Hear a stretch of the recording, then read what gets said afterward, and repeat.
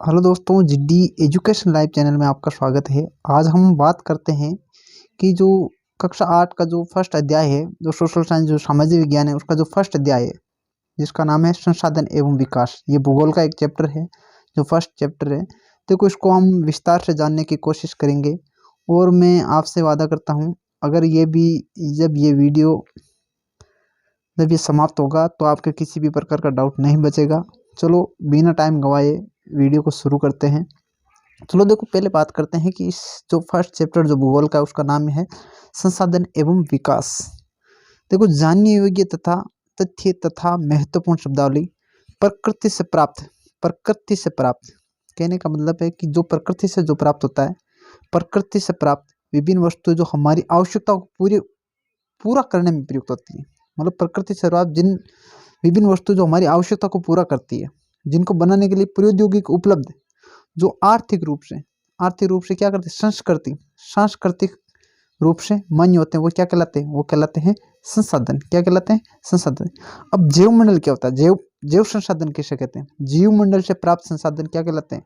जैव संसाधन। मतलब जीव मंडल से प्राप्त संसाधन क्या कहलाते हैं? जैव मंडल। क्या कहलाते हैं? जैव मंडल कहलाते हैं। अब आगे बात करते हैं कि निर्जीव वस्तु द्वारा जो निर्मित संसाधन है वो कहलाते हैं अजैव संसाधन। अब जैव संसाधन किसे कहते हैं? कि जो जीवमंडल से प्राप्त होते हैं वो जैव संसाधन होते हैं, और जो निर्जीव वस्तु द्वारा जो निर्मित संसाधन होते हैं वो होते हैं अजैव संसाधन। अब बात करते हैं कि जो नवीनीकरण और अनवीनीकरण संसाधन है, ये बहुत इंपॉर्टेंट है। इसको आप नोट्स में भी लिख लेना कि नवीनीकरण संसाधन में अनवीनीकरण संसाधन में अंतर बताइए। तो इसका क्या होगा? वे संसाधन जिन्हें विभिन्न भौतिक रासायनिक अथवा यांत्रिक प्रक्रियाओं के द्वारा पुनः उपयोग बनाया जा सकता है। कहने का मतलब है कि जिस वस्तु को पुनः बनाया जा सकता है, जैसे वायु, जल, सूर्य का प्रकाश, वे संसाधन जिन्हें विभिन्न भौतिक और रासायनिक, आपने पढ़ रखा है कि भौतिक अवस्था क्या होती है, रासायनिक अवस्था क्या होती है। भौतिक, रासायनिक अथवा यांत्रिक प्रक्रियाओं के द्वारा पुनः उपयोग बनाया जा सकता है, जिसे क्या बोलते हैं? नवीनीकरण संसाधन बोलते हैं। जैसे उदाहरण के तौर पे देखें तो वायु, जल, सूर्य का प्रकाश है। अब इसका उल्टा देख लो, नवीनीकरण का देख लो, वे संसाधन जिन्हें एक बार में उपयोग लेने बाद पुनः उपयोग में नहीं लाया जा सकता। कहने का मतलब है कि नवीनीकरण संसाधन तो वो होते हैं जिसका हम दोबारा उपयोग कर सकते हैं, जबकि अनवीनीकरण संसाधन वे होते हैं जिनका हम दोबारा उपयोग में नहीं ले सकते। अब देखो, इनकी परिभाषा देखते हैं कि वे संसाधन जिन्हें एक बार उपयोग में लाने के बाद पुनः उपयोग में नहीं लाया जा सकता, इनका निर्माण तथा विकास एक लंबे भूवैज्ञानिक अंतराल में हुआ है, इसे बोलते हैं अनवीनीकरण संसाधन। अब जैसे उदाहरण के लिए खनिज। अब आगे बात करते हैं कि निजी स्वामित्व वाले व्यक्तिगत संसाधन कहलाते हैं। जो निजी होते हैं उसको क्या बोलते हैं? व्यक्तिगत संसाधन कहलाते हैं। वे संसाधन जिनका उपयोग समुदाय के सभी लोग करते हैं, मतलब वे संसाधन जिनका उपयोग समुदाय, जो समाज के लोग हैं, वे सभी लोग करते हैं, उसको बोलते हैं सामुदायिक संसाधन। किसी भी प्रकार के संसाधन जो राष्ट्र की भौगोलिक सीमा के भीतर हो, राष्ट्रीय संसाधन होते हैं। व्यक्तिगत सामुदायिक संसाधनों को राष्ट्र हित में राष्ट्रीय सरकार द्वारा अधिकृत किया जाता है। अब बात करते हैं कि जो राष्ट्रीय संसाधन होते हैं वो राष्ट्रीय सरकार द्वारा अधिकृत किया जाता है। अब आगे बात करते हैं कि वे संसाधन जो किसी क्षेत्र में विद्यमान होते हैं, मतलब वे संसाधन जो किसी क्षेत्र में विद्यमान होते हैं परंतु इनका उपयोग नहीं हो रहा है, उसको बोलते हैं संभावित संसाधन। क्या बोलते हैं? वे संसाधन जो किसी क्षेत्र में विद्यमान तो है परंतु इनका उपयोग नहीं हो रहा है, मतलब किसी क्षेत्र में तो है लेकिन इसका उपयोग नहीं हो रहा है, वो होता है संभावित संसाधन। अब बात करते हैं कि जो विकसित जो संसाधन है, मतलब जो विकसित है एकदम, वे संसाधन जिनका सर्वेक्षण किया जा चुका है।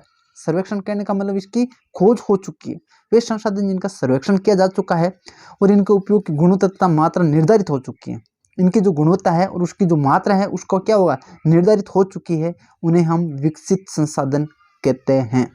अब प्रकृति में उपलब्ध होने वाले वे पदार्थ जो मानव आवश्यकताओं की पूर्ति कर सकते हैं, लेकिन तकनीकी ज्ञान न होने या पूरी तरह विकसित न होने के कारण पहुंच के बारे वो कहलाते हैं भंडार। अब भंडार की परिभाषा देख लेते हैं वापस कि प्रकृति में उपलब्ध होने वाले वे पदार्थ जो मानव आवश्यकताओं की पूर्ति कर, लेकिन तकनीकी ज्ञान न होने या पूरी तरह विकसित न होने के कारण इसे क्या करते हैं? भंडार कहलाते हैं। बात करें सतत पोषणीय विकास, ये बहुत इंपॉर्टेंट है। सतत पोषणीय विकास क्या है?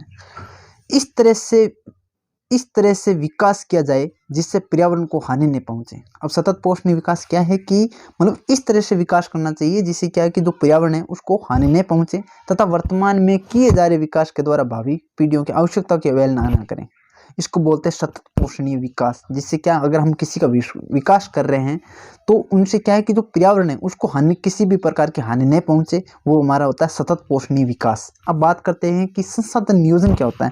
इससे उपाय तथा तकनीकी विकास, तकनीकी एक से उपाय अथवा तकनीक जिसके द्वारा संसाधनों का उचित प्रयोग सुनिश्चित किया जा सके। मतलब कहने का मतलब है कि जो संसाधन नियोजन ऐसे होते हैं ऐसे उपाय तथा तकनीकी जिनके द्वारा संसाधन प्रयोग सुनिश्चित किया जा सके। कहने का मतलब इसका जो प्रयोग है वो एकदम सुनिश्चित रूप से किया जा सके। मतलब जो भी संसाधन उसका प्रयोग है या उपाय है या उसकी तकनीक है उसका एकदम सुनिश्चित उपयोग किया जा सके, उनको बोलते हैं संसाधन नियोजन। अब बात करते हैं कि संसाधन संरक्षण क्या है।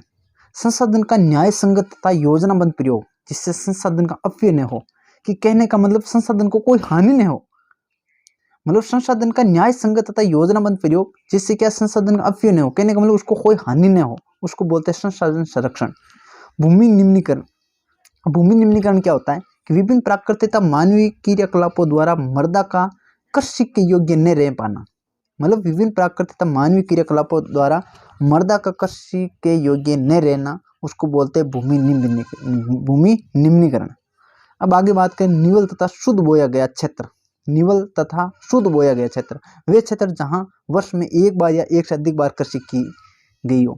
मतलब वह क्षेत्र जहां वर्ष में एक बार, कहने का मतलब वहां पर एक बार कृषि या उससे अधिक बार कृषि की गई, उसको बोलते हैं शुद्ध बोया गया क्षेत्र। मतलब जैसे हम खेती करते हैं वही इसी प्रकार का निवल या तो शुद्ध बोया गया क्षेत्र होता है। अब कुल बोया गया क्षेत्र, शुद्ध बोए गए क्षेत्र में प्रति भूमि को जोड़ना। कहने का मतलब है कि वहाँ की जो जितनी जमीन है वहाँ पर कितना जो धान वगैरह बोया है उसको बोलते हैं कुल बोया गया क्षेत्र। अब बात करते हैं प्रति भूमि। वे भूखंड जिस पर कुछ समय खेती नहीं की जाती या उसे खाली छोड़ दिया जाता है, जैसे ये स्थानांतरण कृषि, जहाँ पर क्या करते हैं कि पेड़ों को काट कर वहाँ पर क्या करते हैं कि कृषि करते हैं। अब ये से ये प्रतिभूमि, वे भूखंड जिस पर कुछ समय खेती नहीं की जाती है और खाली छोड़ दिया जाता है, उसको बोलते हैं प्रतिभूमि। मतलब वह क्षेत्र जहाँ पर खेती नहीं करते हैं बल्कि उसको खाली छोड़ देते हैं, जिसको अड़ाव बोलते हैं ना हम, वही अड़ाव को हम उसको बोलते हैं, पर लेकिन उसमें एक साल छोड़ उसके बाद में बोलते हैं। लेकिन प्रतिभूमि होती है लेकिन उसको जो क्या है वो खाली रहती है, हमेशा उसको खाली छोड़ दिया जाता है। अब बंजर भूमि की बात करते हैं, वह भूखंड जिस पर कोई पैदावार नहीं होती। कहने का मतलब है कि वहाँ पर कोई जो वहाँ की जो जमीन है वो उपजाऊ नहीं होती, जो पहाड़ी रेतीली अथवा दलदली होती है। कहने का मतलब है कि वहाँ की जो जमीन है वो क्या है, वहाँ पर पैदावार नहीं होती है और पहाड़ी रेतीली दलदली होती है। अब बात करते हैं कि लेटेराइट मृदा। लेटेराइट मृदा क्या है, अधिक वर्षा वाले क्षेत्रों में मिट्टी की ऊपरी परत के तेजी से कटाव से निर्मित मृदा। कहने का मतलब जब अधिक वर्षा होती है तो क्षेत्रों की जो मिट्टी का जो ऊपरी जो कटाव होता है उनसे जो मृदा होती है ना वो होती है लेटेराइट मृदा।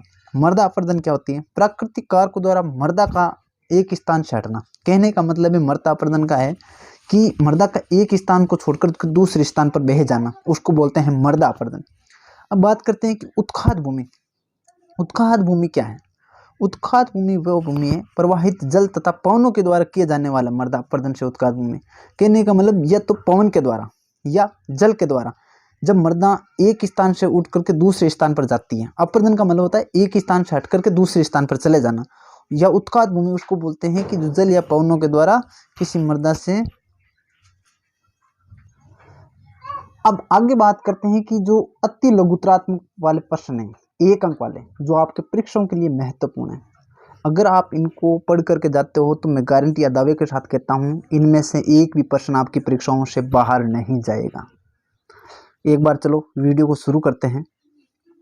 देखो पहला प्रश्न है कि भारत में सबसे अधिक कौन सी मृदा पाई जाती है, इसका निर्माण किस प्रकार हुआ है। देखो भारत में जो सबसे अधिक जो मृदा पाई जाती है उसका नाम है जलोढ़ मृदा। क्या नाम है, जलोढ़ मृदा। और इसका जो निर्माण है वो नदियों द्वारा लाए गए अवसादों से हुआ है। जो नदियों से जो अवसाद लाए हैं उनके द्वारा इनका निर्माण हुआ है।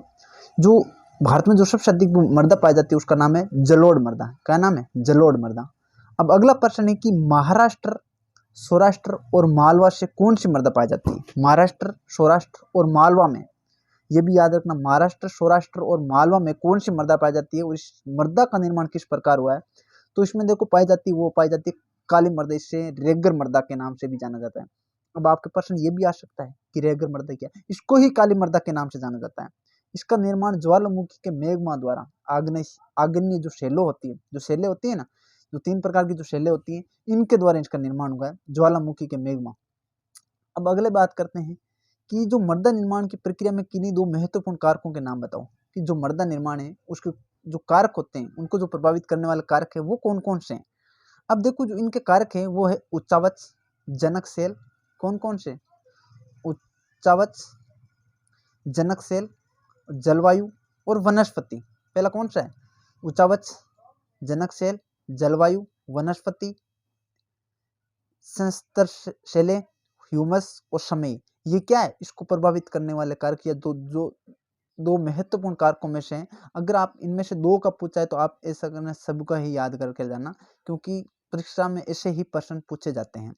अगला बात करते हैं कि भारत में पाए जाने वाली विभिन्न मृदाओं में से किन्हीं 2 के नाम बताओ।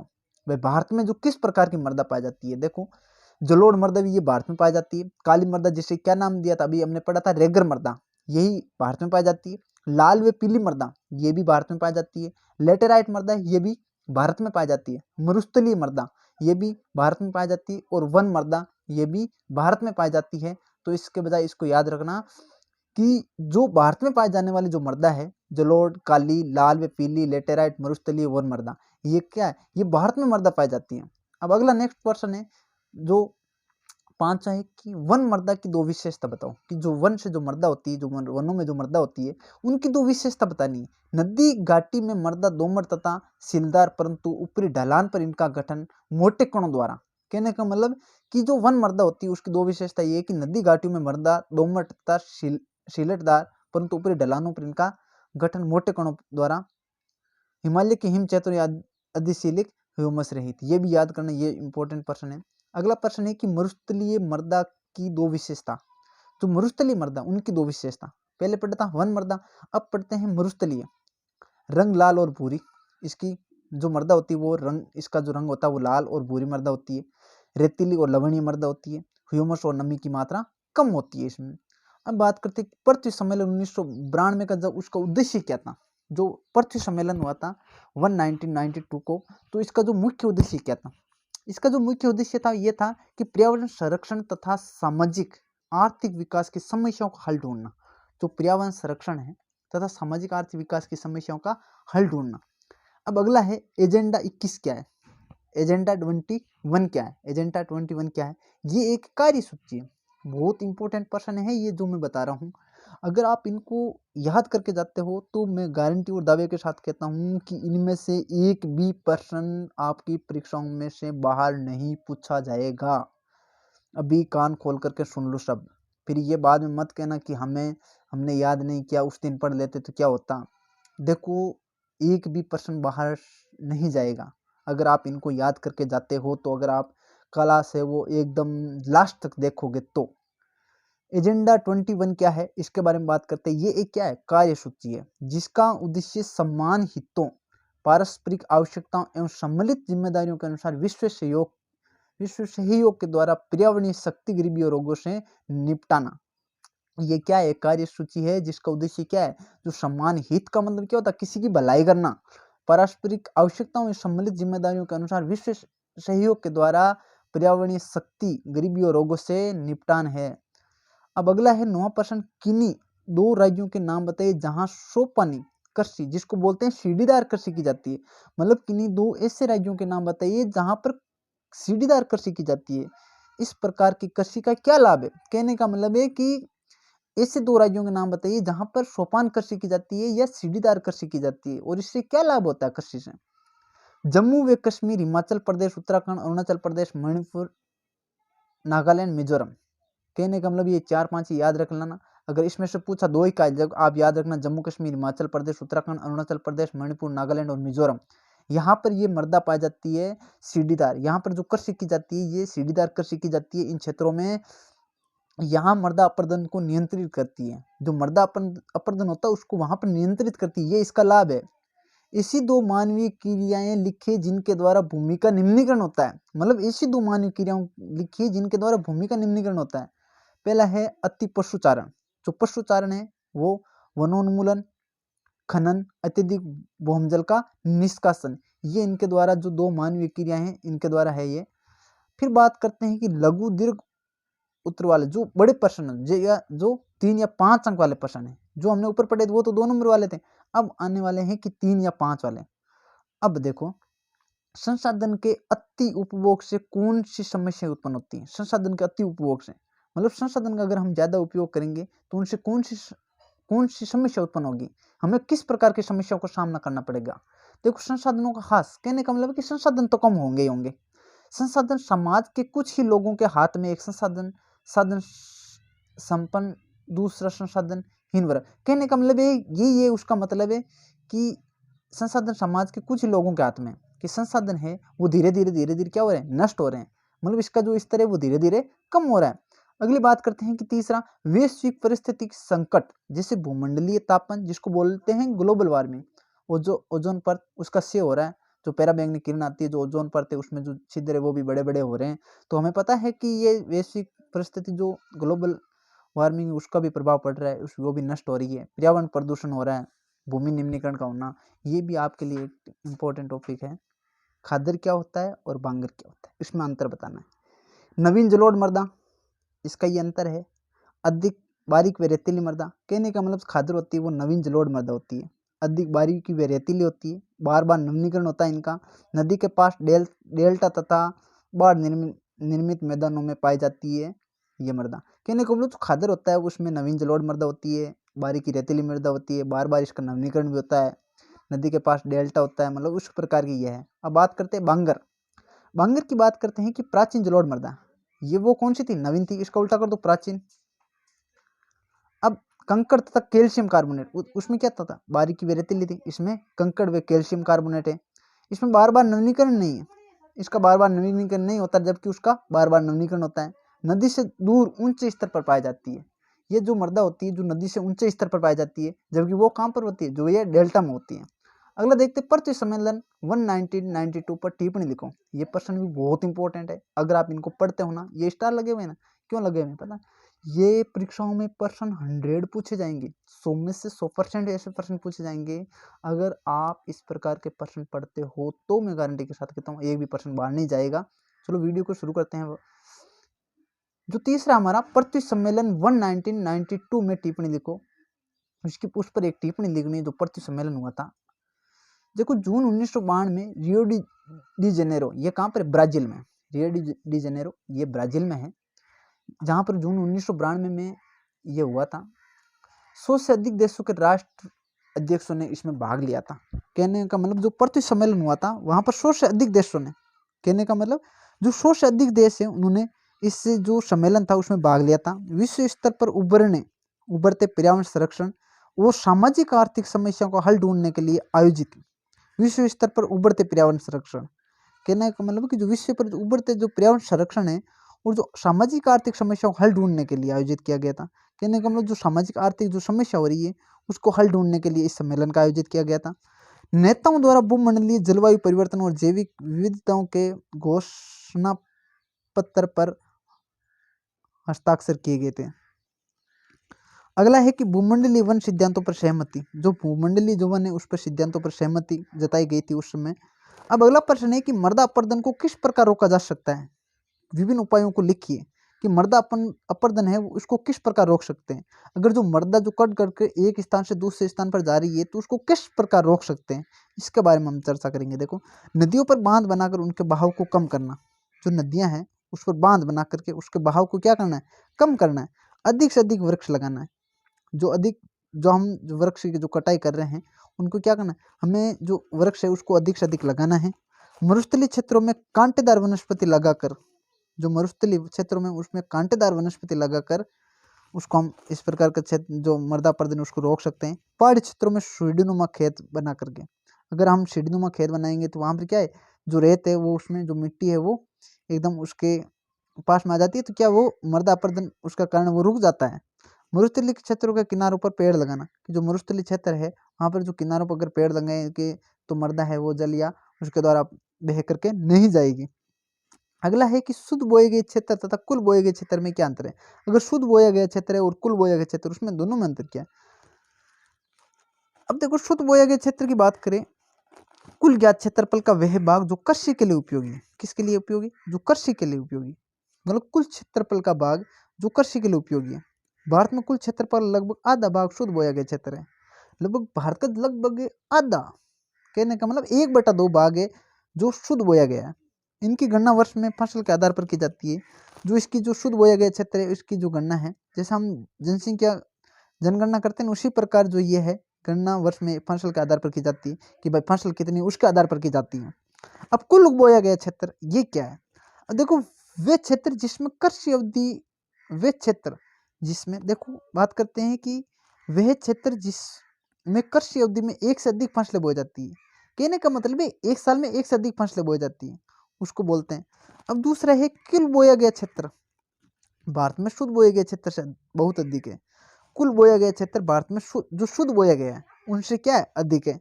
गणना वर्ष में एक से अधिक फसलों के बोए जाने के आधार पर की जाती है। कहने का मतलब है कि अगर एक साल में अगर अधिक फसल बोएंगे तो उसकी क्या है गणना उसकी फसल के आधार पर की जाएगी। अब अगली बात करते हैं कि अंतर्राष्ट्रीय स्तर पर संसाधन संरक्षण के लिए क्या क्या प्रयास किए गए। अंतर्राष्ट्रीय स्तर पर, अंतर्राष्ट्रीय स्तर पर देखें तो संसाधन संरक्षण के लिए क्या क्या प्रयास किए गए हैं वो देखते हैं। 1968 में क्लब ऑफ रोम ने अंतर्राष्ट्रीय स्तर पर व्यवस्थित ढंग से संसाधन संरक्षण के पक्ष में अपनी आवाज उठाई थी।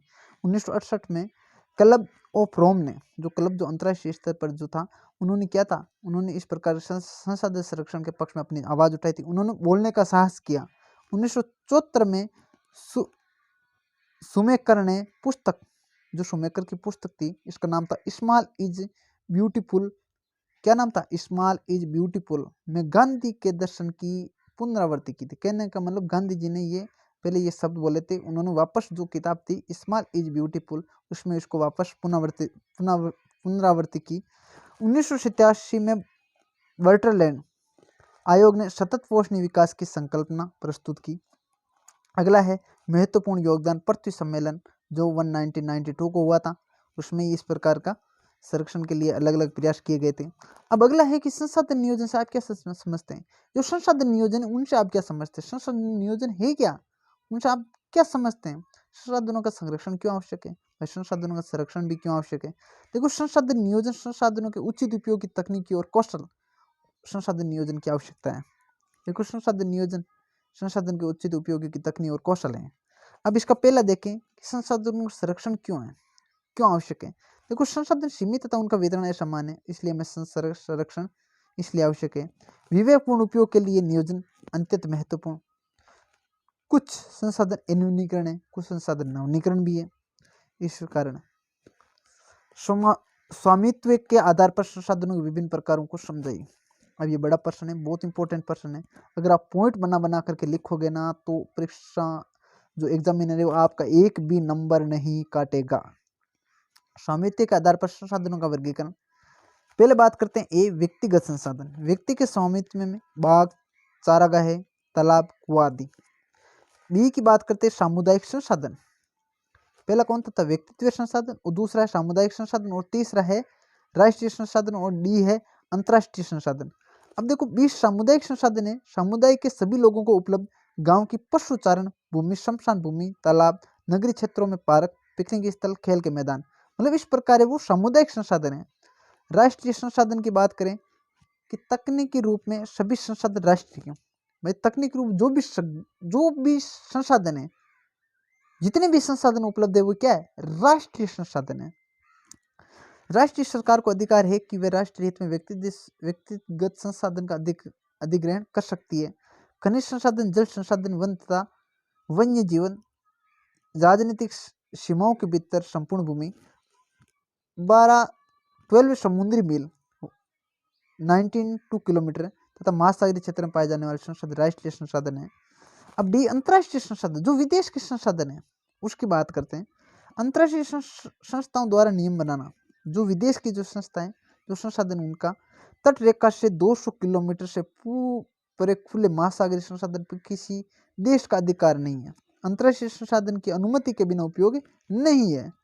अब अगला है मृदा निर्माण में कौन कौन से कारक उत्तरदायी, जो अब अगर मृदा है उसके निर्माण में कौन कौन से कारक है वो उत्तरदायी, ये भी बहुत इंपॉर्टेंट है।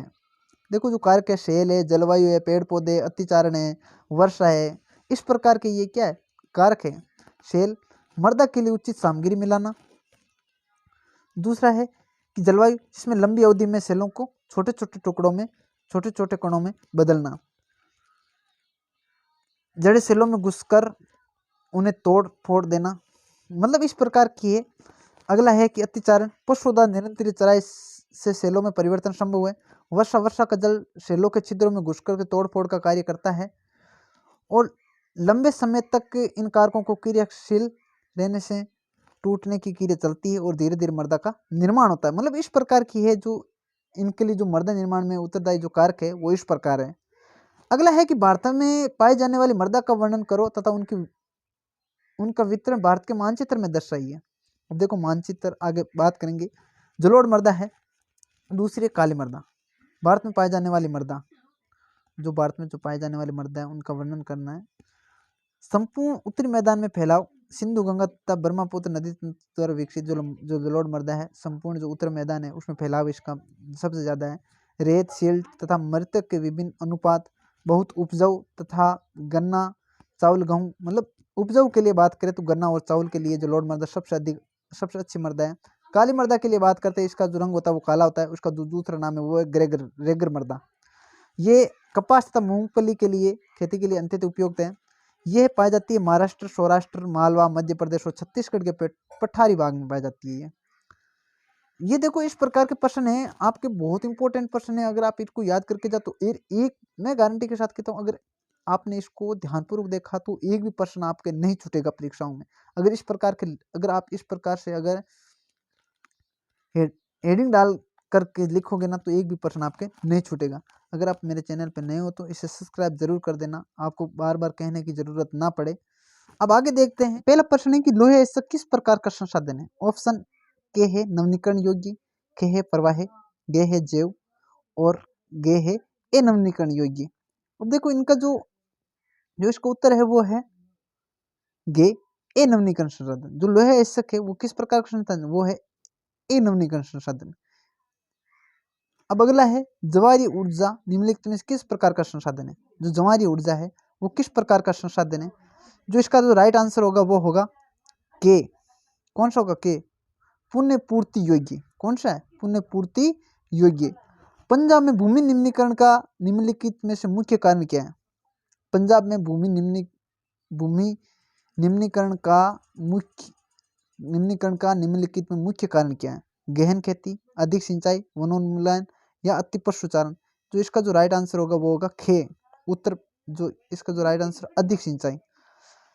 चौथा है निम्नलिखित में से किस प्रांत में सीढ़ीदार, मतलब जो सीढ़ीदार जो सोपानी खेती की जाती है। पंजाब, उत्तर प्रदेश, हरियाणा या उत्तरांचल। इसका जो राइट आंसर है वो है गे, उत्तरांचल। कौन सा, उत्तरांचल। वहां पर इस प्रकार की जो सीढ़ीदार खेती वो की जाती है। इनमें से किस राज्य में काली मृदा पाई जाती है। जो काली मृदा है, किस राज्य में काली मृदा पाई जाती है। इसका जो राइट आंसर है वो है झारखंड में। अगला बड़े वाले प्रश्न है, 30 शब्दों में उसका उत्तर देना है। निम्नलिखित प्रश्नों के उत्तर लगभग 30 शब्दों में दीजिए। 3 राज्यों के नाम बताइए जहां काली मृदा पाई जाती है। मतलब ऐसे 3 राज्यों के नाम बताना है जहां पर काली मृदा पाई जाती है। इस पर मुख्य रूप से कौन सी फसल उगाई जाती है। मतलब जैसे काली मृदा है किन राज्यों में पाई जाती है और इसमें कौन सी फसल उगाई जाती है। देखो काली मृदा का रंग काला होता है, ये हम सब देख, काला है तो काली नाम आएगा तो काला ही रंग है। और इसको रेगर मृदा के नाम से भी जाना जाते हैं। ये लावाजनक सेलों से बनती है। ये मृदा है महाराष्ट्र, सौराष्ट्र, मालवा। अब देखो 3 राज्यों का नाम पूछा है, जबकि यहाँ पर देखो बहुत ज़्यादा नाम दे रखा है। महाराष्ट्र, सौराष्ट्र, मालवा, मध्य प्रदेश, छत्तीसगढ़, पठार में आदि में पाई जाती है। काली मृदा कपास के लिए बहुत अधिक समझी जाती है। कहने का मतलब है कि जो काली मृदा है वो कपास के लिए सबसे उपयोगी मृदा है। इसे काली कपास मृदा के नाम से भी जाना जाता है। अब ये प्रश्न आ सकता है परीक्षा में, काली कपास मृदा के नाम से किस मिट्टी को जाना जाता है। तो उसका उत्तर होगा काली मृदा। अब पूर्वी अब देखो 3 राज्यों इसमें जो प्रश्न लिखे हुए हैं ये ऊपर 30 शब्दों में लिखना है। पहला प्रश्न 3 राज्यों के नाम बताना है। उसमें जो 3 राज्य थे वो महाराष्ट्र, सौराष्ट्र, मालवा प्रदेश, इस प्रकार के जो 3 राज्य थे, छत्तीसगढ़। इसमें जो फसल उगाई जाती है वो कौन सी है? कपास है, खेती के लिए उपयोगी है। अगला प्रश्न है कि देखो जो ये ऊपर लिख रखा है ना, इनका जो 30 शब्दों में उसका उत्तर देना है। देखो पूर्वी तट के नदी डेल्टाओं पर किस प्रकार की मृदा पाई जाती है? इस प्रकार की मृदा की 3 मुख्य विशेषता क्या है? जो पूर्वी तट है उसमें जो डेल्टा है उसमें किस प्रकार की मृदा पाई जाती है? देखो पूर्वी तट के नदी डेल्टाओं पर जलोढ़ मृदा पाई जाती है। जलोढ़ मृदा जानते हो, इस प्रकार की वहाँ पर मृदा पाई जाती है। इस जलोढ़ मृदा की प्रमुख विशेषता क्या है? इनके बारे में बात करते हैं। ये मृदा हिमालय के 3 महत्वपूर्ण नदी तंत्रों सिंधु, गंगा, ब्रह्मपुत्र नदी द्वारा लाए गए निक्षेपों से बनी है। जलोढ़ मृदा रेत, सिल्ट, मृत्तिका विभिन्न अनुपात पाए जाते हैं। जैसे जैसे हम नदी के मुहाने घाटी से ऊपर की ओर जाते हैं तो मृदा के कणों का आकार बढ़ता जाता है। जैसे हम मुहानों की ओर जाते हैं तो वहाँ पर क्या है, जो कण है उनका क्या है, आकार बढ़ता जाता है। जलोढ़ मृदा बहुत अधिक उपजाऊ होती है। जो जलोढ़ मृदा होती है वो बहुत अधिक उपजाऊ होती है। अधिकतर जलोढ़ मृदा पोटाश, फास्फोरस, चूना युक्त होती है। पोटाश, फास्फोरस, चूना युक्त होती है, जो इनको गन्ने, चावल, गेहूँ, अन्य अनाजों द्वारा दलहन फसल। अब देखो बात करते हैं कि जलोढ़ मृदा बहुत अधिक उपजाऊ होती है। कहने का मतलब जलोढ़ मृदा वो बहुत अधिक उपजाऊ होती है। अधिकतर जलोढ़ मृदाएं पोटाश, फास्फोरस, चूना युक्त होती है, जो इनको गन्ने, चावल, गेहूँ और अन्य अनाजों दलहन फसलों के लिए उपयुक्त है। कहने का मतलब जो जलोढ़ मृदा है वहाँ पर कौन कौन किस प्रकार की जो फसल है उसकी खेती की जाती है। गन्ने, चावल, गेहूँ, इस प्रकार की वो जो दलहन जो फसल है उसकी खेती की जाती है। अधिक उपजाऊपन के कारण जलोढ़ मृदा वाले क्षेत्रों में गहन कृषि की जाती है। अगला है कि पहाड़ी क्षेत्रों में मृदा अपरदन की रोकथाम के लिए क्या क्या कदम उठाने। जो पहाड़ी क्षेत्र में वहाँ अगर मृदा अपरदन हो रहा है तो हम उसके लिए क्या क्या कर सकते हैं? मृदा कटाव और उसके बहाव की प्रक्रिया को मृदा अपरदन कहते हैं। कि मृदा के कटाव कहने का मृदा अगर एक स्थान से दूसरे स्थान पर अगर जाकर के बह रही है तो उसको मृदा अपरदन ही कहते हैं। वी मानवीय तथा प्राकृतिक कारणों से मृदा अपरदन होता रहता है। पहाड़ी क्षेत्रों में मृदा अपरदन की रोकथाम में निम्नलिखित तरीके अपनाए जाने चाहिए। पहला तरीका है वो है प्रवृत्ति ढालों पर समोच्च रेखाओं के समांतर हल चलाने से ढाल के साथ जल बहाव की गति घटती है। इसे समोच्च जुताई कहा जाता है। पर्वतीय ढालों पर सीढ़ी जो जहाँ वहाँ पर क्या करना, सीढ़ीनुमा खेत बना करके। दूसरा एक पश्चिम मध्य में सोपान तथा सीढ़ीदार कृषि काफी विकसित है। पर्वतीय क्षेत्रों में पट्टी कृषि के द्वारा मृदा अपरदन को रोका जा सकता है। जो पट्टी कृषि है उसके द्वारा मृदा अपरदन को रोका जा सकता है। इसमें बड़े खेतों को पट्टियों में बांटा जाता है। इस फसलों के बीच में घास की पट्टियां उगाई जाती है। ये पवनों द्वारा जनित बलों को कमजोर करती है। पर्वतीय ढालों पर बांध बना करके, कहने को मतलब जो पर्वतीय वहाँ अगर वो पर्वतीय क्षेत्र है अगर वहाँ पर मृदा अपरदन हो रहा है तो वहाँ पर क्या करते हैं, बांध बना करके उसका समुचित रूप से उपयोग किया जा सकता है। इसको मृदा रोधक बांध अवनालिका के फैलाव को रोकती है। अगला है कि जैव और अजैव संसाधन क्या होते हैं। कुछ उदाहरण दें। जैव संसाधन वे संसाधन जिनकी प्राप्ति जीव मंडल से होती है और जिनमें जीवन व्याप्त होता है और संसाधन कहलाते हैं। मतलब जैव संसाधन वे संसाधन होते हैं जिनकी प्राप्ति जैवमंडल से होती है, सीधा सा है, और जिनका जीवन है वो व्याप्त है। जैसे मनुष्य है, वनस्पति, ये क्या है, जैव है, जैव संसाधन है। जगत प्राणी जगत, पशुधन तथा मत्स्य जीवन आदि अजैव संसाधन। ये सारे संसाधन को निर्जीव वस्तु से बने हैं अजैव संसाधन कहलाते हैं। जैसे चट्टानें और धातुएं। अजैव संसाधन क्या होते हैं, वे सारे संसाधन जो निर्जीव रूप से बने हैं, जो निर्जीव है वो अजैव संसाधन कहलाते हैं। जैसे चट्टानें और धातु ये निर्जीवित है। अब अगला है कि निम्नलिखित प्रश्नों के उत्तर लगभग 120 शब्दों में। यह आपका अंतिम प्रश्न है, बहुत इंपॉर्टेंट प्रश्न है, इसको ध्यानपूर्वक पढ़ना। देखो, भारत में भूमि उपयोग प्रारूप का वर्णन करें। वर्ष 1960-61 में वन के अंतर्गत क्षेत्र में महत्वपूर्ण वृद्धि नहीं हुई, इसका क्या कारण है। भारत में भूमि का उपयोग अलग अलग प्रकार के कार्यों में किया जाता है। कुल भूमि में से 93% भोग के ही उपयोग के आंकड़े उपलब्ध हैं। कुल प्राप्त भूमि में से 46.6% भूमि शुद्ध बोए गए क्षेत्र के अंतर्गत। कहने का मतलब आधी से थोड़ी सी कम शुद्ध बोए गए क्षेत्र हैं। 22.5% भूमि पर वन है, 22.5%, जबकि होने कितने चाहिए, 33% पर वन होने चाहिए, जबकि है कितने, 22.5 पर। 13.8% बंजर भूमि है, जो क्या है, अयोग्य भूमि है, जहाँ पर कृषि नहीं की जाती है। 7.7% भूमि प्रतिभूमि है, वहाँ पर किसी भी प्रकार की फसल नहीं उगाते हैं, वो है 7.7%। 4.8% है भूमि पर चारागाह और बागान है। कहने का मतलब पशुओं के लिए जो चारागाह है और बागान है वो है 4.8% पर। 4.6% बंजर भूमि, ये पढ़ लिया, भूमि बंजर है। वर्ष 1960-61 से वन के अंतर्गत क्षेत्र में वर्धित हुई है, किंतु ये वृद्धि बहुत मामूली है। राष्ट्रीय वन नीति 1952 के अनुसार 33% भूमि पर वन होने चाहिए। ये देखो हमने पढ़ा था 1952 की जो राष्ट्रीय वन नीति है उसके अनुसार तो वन कितने होने चाहिए, 33% पर। जो 33% भूमि है उस पर 100 में से 33% भूमि पर वन होने चाहिए, किंतु भारत में बढ़ती जनसंख्या और अधिक औद्योगिकरण आदि के कारण निरंतर वनों के कटाव से वन भूमि में अधिक वृद्धि नहीं हो पाई है। लगातार भू उपयोगों के कारण भू संसाधनों का निम्नीकरण हो रहा है और अधिक वन पर्यावरण को संतुलित करते हैं, मृदा अपरदन को रोकते हैं तथा भूमि को निम्नीकरण से बचाते हैं। इसलिए अधिक से अधिक वृक्ष लगाकर वनों के प्रतिशत को बढ़ाना जरूरी है, क्योंकि अगर हम वन लगाएंगे तो जो मृदा अपरदन है उसका कटाव भी, मृदा अपरदन वो रुकेगा और इनसे क्या है कि हमारी जो फसल है वो भी अच्छी होगी। चलो आज के लिए इतना ही। अगर मेरा ये वीडियो आपको पसंद आया तो इसे लाइक करना, शेयर करना, सब्सक्राइब जरूर करना। आपको बार बार कहने की ज़रूरत ना पड़े तो इसलिए आप पहले ही सब्सक्राइब कर लिया करो। चलो धन्यवाद, कल मिलते हैं। आपकी देखो जो क्लास होगी 10th क्लास की भी होगी, 10th क्लास की एक दिन छोड़ एक दिन क्लास आएगी। आपकी जो कक्षा 8 है उनकी एक दिन छोड़ एक दिन जो सामाजिक विज्ञान और संस्कृत की 3 क्लासें होगी दिन की। कहने का मतलब सामाजिक विज्ञान और संस्कृत 3 क्लास होगी, या संस्कृत की जगह हिंदी रख लेंगे। कहने का मतलब 3 सब्जेक्ट आपके कवर करवाए जाएंगे और जो कक्षा 10th है उसके भी ये 3 सब्जेक्ट कवर किए जाएंगे। आपकी जो क्लास आएगी एक दिन तो 8th क्लास की आएगी और दूसरे दिन 10th क्लास की आएगी। तो इसकी जो प्ले लिस्ट है वहाँ से जाकर के आप वीडियो को देख सकते हो। आज का जो पहला चैप्टर है आपको कैसे लगा मेरे को कमेंट में ज़रूर बताना। चलो थैंक्स फॉर वॉचिंग, धन्यवाद।